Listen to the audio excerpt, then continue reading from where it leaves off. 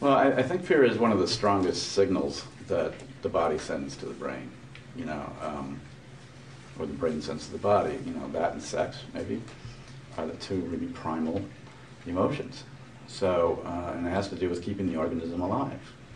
That's the basic job of this whole matrix of thought and physicality, is survive and get your genes into the next generation. I mean, that's kind of the bottom line.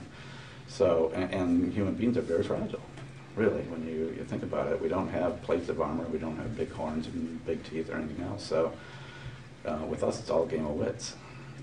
How do we avoid it by figuring it out, But there are things sort of in the thickets of the human mind that are very difficult to figure out and unpredictable.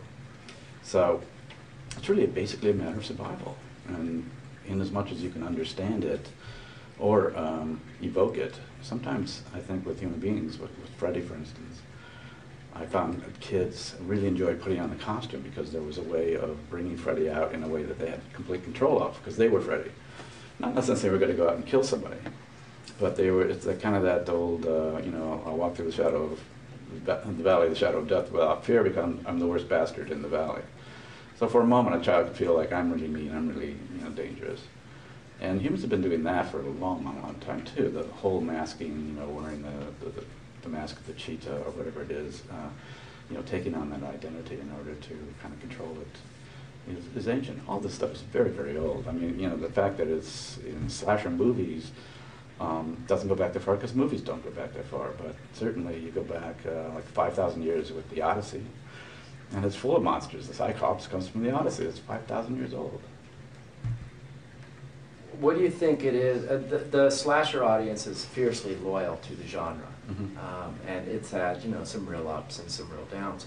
What do you think it is about the audience itself? Why do you think they're so loyal and they just love the art form of the slasher film so much?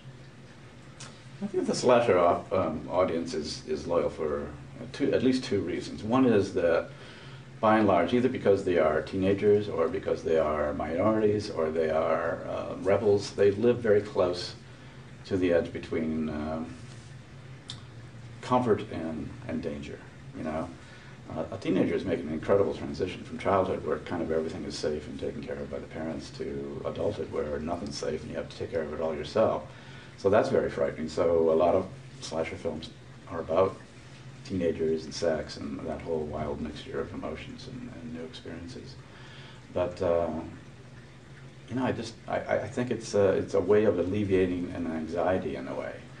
And so if you're doing that for an audience who needs that, they're very loyal.